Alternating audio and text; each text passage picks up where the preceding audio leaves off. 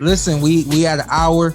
We almost done. I guess we got a few questions from the fans, from the people out there. Love y'all. Appreciate the questions. Let's hit them, and then let's get up out of here. Yeah. So first one, and there's another topic we won't go into today, but another week. So the first question was, would you like to see boxing have just one belt per weight class?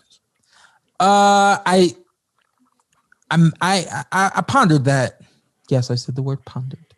I pondered that some years ago when I won my IBF title, because I felt that even though I won the IBF, didn't feel like I was a world champion. I didn't feel like people were looking at me like a world champion at that point in time. You know, you got guys like Mayweather out there, Pacquiao, and Mayweather was toting around the WBC title, which I think is the most prestigious title out there to have.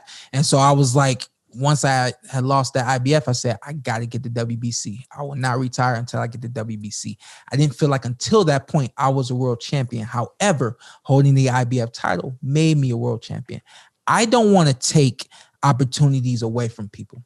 I think it's good that you have IBF, WBA, WBO, WBC, and then there's a couple of others. And let's also say, I'll speak for you and all of us. We want one title per sanctioning body. Let me make this clear. Within the sanctioning body, there should be one title. It should be one world title. And then I understand the interim title. And my understanding is that the interim title basically puts you in line to fight for the world championship title. If anything, there should be a world title and then the interim title. There should be a mandatory fight. And then I like the IBF, they do always put somebody in line, a second mandatory. I think it's cool, but I'm okay with one mandatory and then fight whoever you need to fight to unify and to become undisputed. I'm good with 4 titles in each weight class. And I know there's some others out there, and I don't want to, put them down or anything like that. But the main WBA, WBO, WBC, IBF. Okay. And then in addition to that, and this kind of goes back to when you were the IBF champion and then you weren't, are you surprised that? The question. I'm trying not to laugh. You heard that? The question is related to that. Damn. The question is, you weren't. Are you surprised that Kell Brook? It was that quick? Yeah. Because are you surprised that Kell Brook didn't take off after beating you? That he didn't really fly to stardom, essentially. No excuses. Shawn's career probably took off way more than his. Right. No excuses when it comes to that fight. I was coming off of my fight with Paulie Malignaggi. I spoke on this before. Yeah. Big knockout with Paulie, and I kind of, in my mind, I became like the Hawk, and whoever I got in the ring with, I was knocking you out, right? You fast forward, the camp that I had with Kell Brook, I was being told, but we were training, and no excuses, but I was being told if he doesn't have a world title at this point, he doesn't deserve one. If he hasn't fought for a world title at this point, I think at that point when I fought him, he had like 25 or 30, something like that.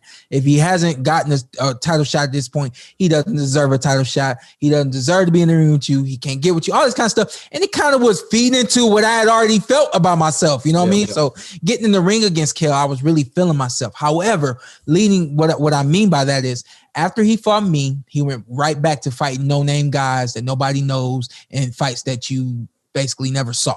And that's why his career never took off. I continue to be with Mr.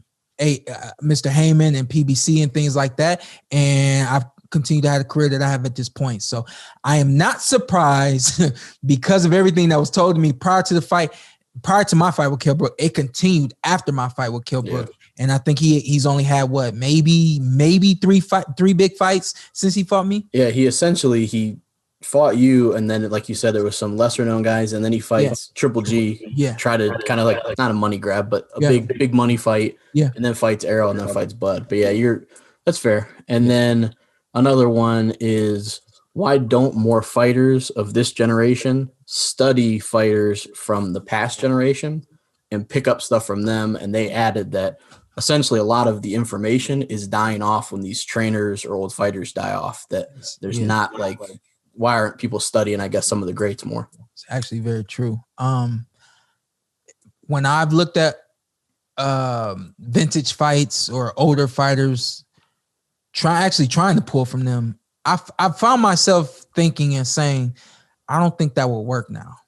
And I'm not saying every fight back in, all of those old guys, they were great in their time, but they would suck. Now, I'm not saying that. I'm just saying I've seen some of the moves and some of the things that those guys were doing back in the day. And I'm just like, I'm not sure that will work now.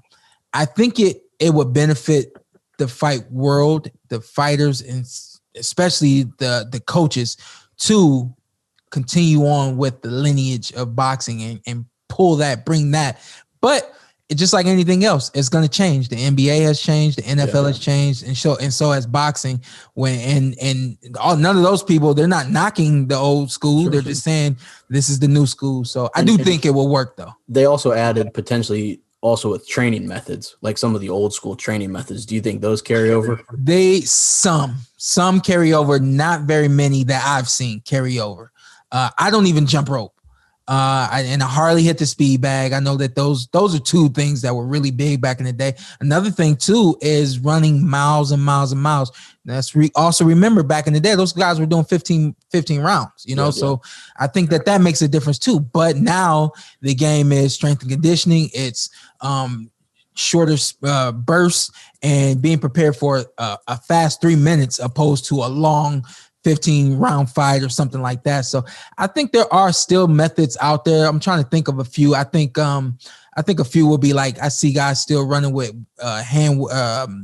ankle weights or shadow boxing with heavier gloves or with weights in their hands and things like that. I think that those things still work, but I think a lot of the methods are changing too, as they should. I think that, it's just the way the world turns. And then last one, which ties into that last question, is who is your favorite fighter of all time and why?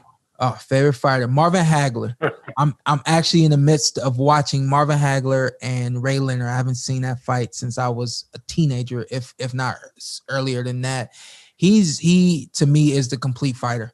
I know a lot of people talk about Muhammad Ali being the greatest of all time. In my opinion, I still hold Muhammad as the greatest, but I think that Marvin Hagler is in my and for me, he's the top, and that's who I've always wanted to be like and tried to be like. I just think that a lot of guys say, oh yeah, I'm a boxer puncher.